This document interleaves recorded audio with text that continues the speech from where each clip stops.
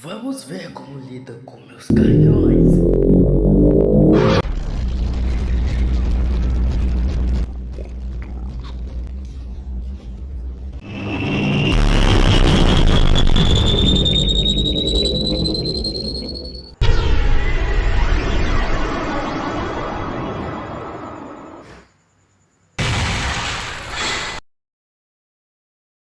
Muito bem, então, pode ver. Opa, gente, aqui é o Vitor.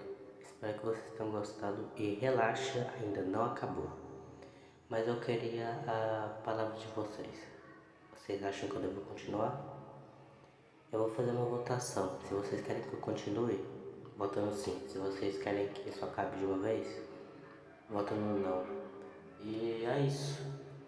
Eu conto com a ajuda de vocês, porque esse projeto pra mim tá sendo muito legal de fazer. É nóis, falou!